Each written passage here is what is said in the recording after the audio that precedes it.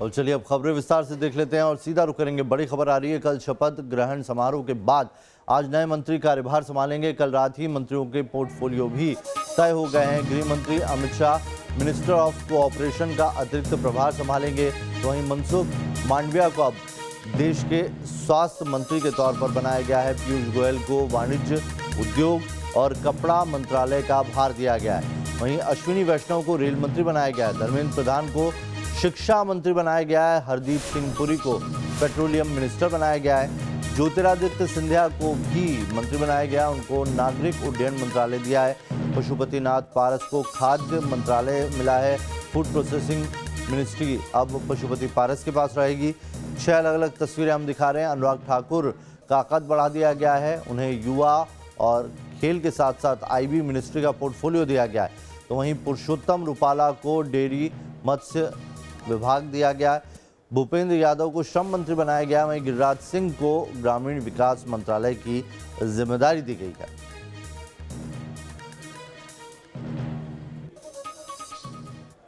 प्रधानमंत्री मोदी की नई टीम तैयार है। शपथ के बाद मंत्रियों को यह भी बता दिया गया है कि उन्हें क्या जिम्मेदारी संभालनी है। आज नए मंत्रियों के कामकाज का पहला दिन है। किस मंत्री को किस मंत्रालय की जिम्मेदारी मिली, पूरी रिपोर्ट देखिए।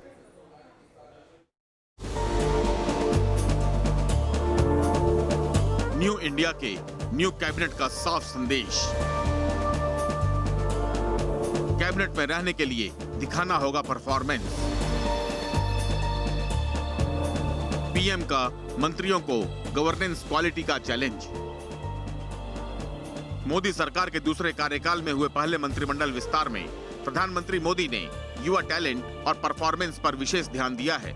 अभी तक मंत्री रहे कई नेताओं को उनके काम के आधार पर बनाए रखा गया या अतिरिक्त जिम्मेदारी सौंपी गई। वहीं कई राज्य मंत्रियों को प्रमोशन का तोहफा भी दिया गया। मोदी सरकार में अभी तक राज्य मंत्री रहे 7 नेताओं को प्रमोट करके कैबिनेट मिनिस्टर बना दिया गया।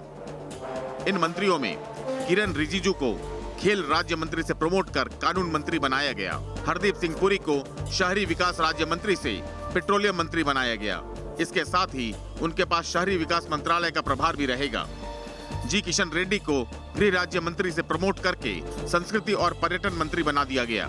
पुरुषोत्तम रूपाला को कृषि राज्य मंत्री से डेयरी और मत्स्य विकास मंत्री बनाया गया। अनुराग ठाकुर को वित्त राज्य मंत्री से सूचना एवं प्रसारण मंत्री बनाया गया है। अनुराग ठाकुर को युवा और खेल मंत्रालय की भी जिम्मेदारी दी गई है। इसी तरह मनसुख मांडविया को रसायन और उर्वरक राज्य मंत्री से स्वास्थ्य मंत्री बना दिया गया है। वहीं ऊर्जा राज्य मंत्री आर.के. सिंह को प्रमोट करके ऊर्जा मंत्री की जिम्मेदारी सौंपी गई है। प्रधानमंत्री मोदी ने इस मंत्रिमंडल विस्तार के जरिए साफ संदेश दे दिया है कि उनका पूरा जोर सिर्फ और सिर्फ परफॉर्मेंस पर है। या तो बेहतर प्रदर्शन कीजिए या फिर मंत्री पद छोड़ दीजिए। प्रधानमंत्री मोदी के इसी सख्त रवैये की वजह से बुधवार को शपथ ग्रहण के पहले ही कई पुराने मंत्रियों के इस्तीफे की झड़ी लग गई। मंत्रियों के इस्तीफे का सिलसिला शुरू हुआ तो 13 मंत्रियों के इस्तीफे के बाद ही रुका। बुधवार को इस्तीफा देने वाले 13 मंत्रियों में से 9 मंत्रियों की उम्र 60 साल से ज्यादा है। पीएम मोदी ने अपने मंत्रिमंडल में युवा चेहरों को भी तरजीह दी है।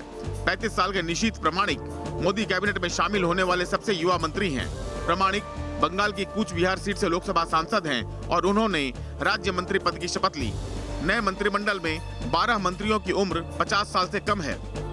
इनमें Smriti Irani, Kiren Rijiju, Mansukh Mandaviya, Kailash Choudhary, Sanjeev Balyan, Anurag Thakur, Bharati Pravin Pawar, Anupriya Singh Patel, Shantanu Thakur, John Barla, doctor L Murugan और निशीथ प्रामाणिक के नाम शामिल हैं। साफ है कि पीएम मोदी अपने सहयोगियों से पूरी चुस्ती की उम्मीद करते हैं। इसीलिए उन्होंने इस विस्तार में न केवल परफॉर्मेंस का सम्मान किया है बल्कि युवाओं को तरजीह भी दी है। Team news nation. मोदी सरकार 2.0 का मेकओवर हो गया है। मोदी मंत्रिमंडल के विस्तार में 15 कैबिनेट और 28 राज्य मंत्रियों के साथ साथ 43 मंत्रियों ने पद और गोपनीयता की शपथ ली। सबसे खास बात रही कि जिन मंत्रियों ने पद की शपथ ली है उनमें 7 महिला मंत्री हैं। मैं ज्योतिरादित्य माधवराव सिंधिया ईश्वर की शपथ लेता हूँ कि मैं विधि द्वारा स्थापित भारत के संविधान के प्रति सच्ची श्रद्धा और निष्ठा रखूंगा।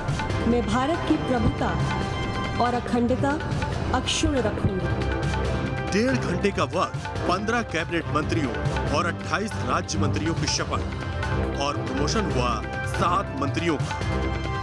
36 नए चेहरों की एंट्री और 13 पुराने मंत्रियों की छुट्टी।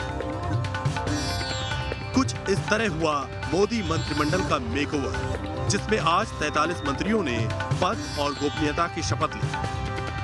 आप इसे मोदी की मेगा टीम कह सकते हैं। मेगा इसलिए क्योंकि नियम के मुताबिक मंत्रिमंडल में अधिकतम 81 मंत्री हो सकते हैं और आज 36 नए चेहरे शामिल होने के बाद अब करीब इतने ही मंत्री हैं। मतलब मैसेज बिल्कुल लाउड एंड क्लियर है, किसी पर काम का ज्यादा बोझ नहीं, यानी सारा फोकस परफॉर्मेंस पर। अंग्रेजी में कहावत है, परफॉर्म और पेरिश, यानी या तो प्रदर्शन कीजिए नहीं तो इस्तीफा दीजिए। घर जाइए।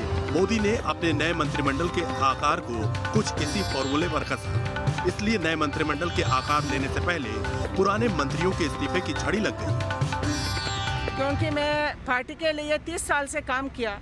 एक कार्यकर्ता को पार्टी क्या करते है, इसको मैं उदाहरण हूँ। मेरा यही कहना है कि अपना दल एक सहयोगी के रूप में जिस प्रकार भारतीय जनता पार्टी के साथ मिलकर प्रदेश की जनता की सेवा करता आया है, आगे भी अब मंत्री परिषद में भागीदारी के बाद भी हमारी यही कोशिश होगी कि जिस वंचित, पिछड़े, शोषित, दलित, कमजोर समाज के लिए आवाज उठाने का काम अपना दल इतने वर्षों तक करता आया है, हम उसी को आगे बढ़ाएंगे। शपथ ग्रहण के साथ मोदी के मंत्रिमंडल का मेकओवर तो हो गया, मगर सवाल ये है कि इसके विस्तार का आधार क्या रहा। इसमें सियासी समीकरणों को किस तरह साधा गया, जातिगत गणित का कैसे ख्याल रखा गया, सोशल इंजीनियरिंग को कैसे एडजस्ट किया गया, मंत्रिमंडल में टैलेंट का बैलेंस कैसे रखा गया, किसे फ्रंटलाइनर्स की नई जिम्मेदारी दी गई, और सबसे बड़ा सवाल, जिन चेहरों को मौका मिला तो क्यों मिला, जिनका पत्ता कटा वो क्यों कटा, और जिन मंत्रियों का प्रमोशन हुआ वो किस बिना पर हुआ। इन सारे सवालों के जवाब हम सिलसिलेवार तरीके से तलाशेंगे। आशा करता हूं और प्रयास करूंगा कि उनकी आशाओं के अनुरूप खरा उतर सकूं और भारत जिस तरह से दुनिया में अपनी नई छाप बना रहा है मोदी जी के नेतृत्व में, उसमें हम सब लोग और योगदान दे सकें। जो विश्वास प्रधानमंत्री जी ने, अमित भाई ने, नड्डा जी ने और पार्टी के अन्य सीनियर लोगों ने मुझ में दिखाया है, उसके लिए आभार प्रकट करना चाहती हूँ, धन्यवाद देना चाहती हूँ, और जो जिम्मेवारी मिलेगी उसे ईमानदारी से पूरा किया जाएगा। इस नई कैबिनेट को अब तक की सबसे युवा टीम मोदी कहा जा रहा है, जिसकी एवरेज उम्र 58 साल है।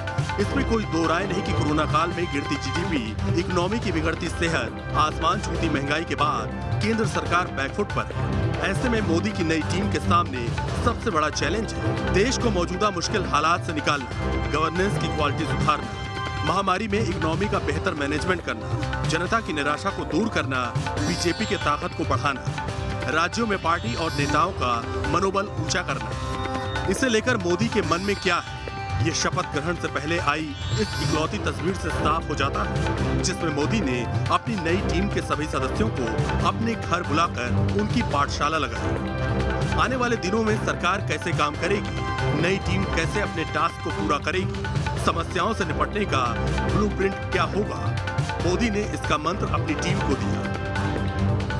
आगे आपको बताएंगे कैसे मंत्रिमंडल विस्तार और फेरबदल के बहाने पीएम मोदी ने 2024 के लोकसभा चुनाव की तैयारियों का लक्ष्य साधा है, तो वहीं यूपी और गुजरात से लेकर महाराष्ट्र और बिहार की राजनीति को साथ लेने की तैयारी में टीम न्यूज़ नेशन। मोदी मंत्रिमंडल में शामिल होने के बाद न्यूज़ नेशन संवाददाता मनीष चौरसिया से बात की अपना दल की नेता अनुप्रिया पटेल ने। मोदी कैबिनेट में एक बार फिर से मिर्जापुर की सांसद अनुप्रिया पटेल को जगह मिली है, हमारे साथ मौजूद हैं। मैम, दूसरी बार एंट्री हुई है, एंट्री एग्जिट फिर एंट्री, ये सफ़र कैसा रहा, आज कैसा महसूस कर रही हैं? मंत्री परिषद में हमारी पार्टी अपना दल की भागीदारी हुई है। इसके लिए माननीय प्रधानमंत्री जी को, माननीय अध्यक्ष भाजपा और माननीय गृह मंत्री जी को, सभी कार्यकर्ताओं की ओर से बहुत बहुत हृदयपूर्वक आभार व्यक्त करना चाहती हूँ। मैम, आगे का विजन क्या है? लगता है कि अब अनुप्रिया जी अपना दल इस यूपी के चुनाव में अपने वोटर सपोर्टर्स के सामने और ज़्यादा आत्मविश्वास के साथ जाने वाली हैं? देखिए, हमारी पार्टी सामाजिक न्याय की चिंतन धारा को आगे ले जाने के लिए सड़क से संसद तक संघर्ष करती आई है। ये हमारा इतिहास है और हमारा जनता के बीच में कभी जाने से आत्मविश्वास कम या ज़्यादा किसी पद से नहीं होता है। हम पद पे रहें या ना रहें, जनता के बीच में निरंतर, खासतौर से जो कमज़ोर तबका है उसके बीच में काम करते रहते हैं। ठीक है अनुप्रिया पटेल जी, बात यही कहती हुई कि क्या पद मिलेगा वो मैटर नहीं करता, प्रधानमंत्री जो ठीक समझेंगे वो पद उनको जरूर दिया जाएगा। वीडियो जर्नलिस्ट सुधीर कुमार शर्मा के साथ मनीष चौरसिया, न्यूज़ नेशन, दिल्ली। जी किशन रेड्डी का प्रमोशन हो गया है, उनसे बात की न्यूज़ नेशन संवाददाता अरविंद सिंह ने। एक युवा नेता से कैबिनेट मंत्री तक का सफर, राज्य मंत्री से कैबिनेट मंत्री के तौर पर आपको प्रमोट किया जा रहा है, क्या वजह मानते हैं? बिल्कुल, भारतीय जनता पार्टी में आपको एक स्पेशल दिखते हैं। पार्टी के साथ जुड़े हुए, पार्टी के साथ आइडियोलॉजी के साथ मिलकर काम करने वाले कार्यकर्ताओं को भारतीय जनता पार्टी में प्रोत्साहन मिलता है।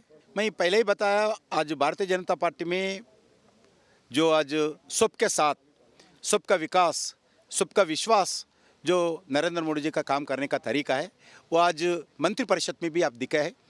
आज ऑर्डिनरी वर्कर्स को और आइडियोलॉजी के साथ काम करने वाले और महिला, युवा, शेड्यूल कास्ट, ओबीसी, आज ये सब मिलजुल कर आज हमारा नरेंद्र मोदी जी के नेतृत्व में जो मंत्रिपरिषद का आज आविष्कार हुआ है, इसका आपको एक सिंबल है ये।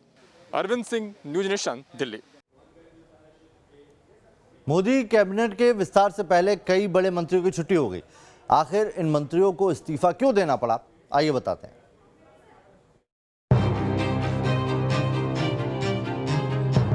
मोदी कैबिनेट के विस्तार से पहले पुराने मंत्रियों के इस्तीफे की झड़ी लग गई।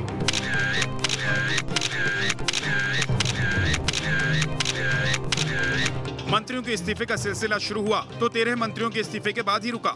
मंत्रियों के इस्तीफे के बीच सबसे चौंकाने वाली खबर शाम करीब 5:30 बजे मिली, जब तत्कालीन कानून मंत्री रविशंकर प्रसाद और सूचना प्रसारण मंत्री प्रकाश जावड़ेकर के इस्तीफे की खबर आई। उनके इस्तीफे के पीछे उम्र ज्यादा होने को वजह माना जा रहा है। इस्तीफा देने वाले 9 मंत्री 60 साल से ज्यादा उम्र के हैं। बाकी मंत्रियों के इस्तीफे के पीछे कोरोना और बंगाल चुनाव का असर समझा जा रहा है। समझा जा रहा है कि केंद्रीय स्वास्थ्य मंत्री डॉक्टर हर्षवर्धन और स्वास्थ्य राज्य मंत्री अश्विनी चौबे को हटाए जाने के पीछे कोरोना संकट का हाथ है। माना जा रहा है कि कोरोना की दूसरी लहर के दौरान स्वास्थ्य सेवाएं चरमराने की वजह से उनका पद छीन लिया गया। सदानंद गौड़ा के इस्तीफे के पीछे की वजह भी कोरोना बताई जा रही है। वो रसायन और उर्वरक मंत्री थे। सूत्रों के मुताबिक सदानंद गौड़ा पर कोरोना काल में हुई दवाओं की कमी को लेकर गाज गिरी है। शिक्षा मंत्रालय की बात करें तो रमेश पोखरियाल निशंक की खराब तबीयत की वजह से कैबिनेट से विदाई हुई है। दूसरी वजह नई शिक्षा नीति का श्रेय सरकार को नहीं दिला पाना भी माना जा रहा है, जिसका नतीजा ये हुआ कि निशंक और उनके जूनियर मंत्री संजय धोत्रे को कुर्सी गंवाकर चुकाना पड़ा।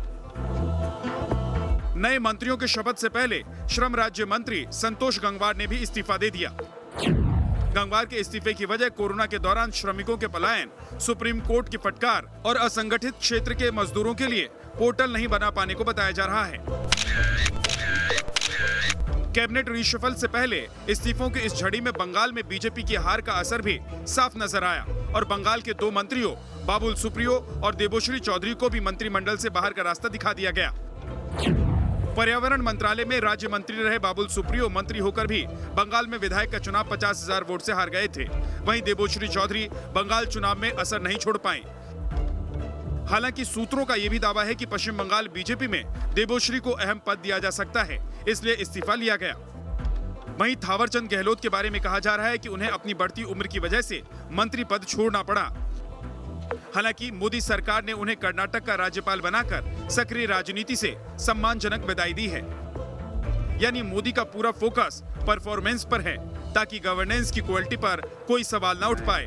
मैं मीनाक्षी लेखी ईश्वर की शपथ लेती हूँ। टीम न्यूज़ नेशन विधि द्वारा स्थापित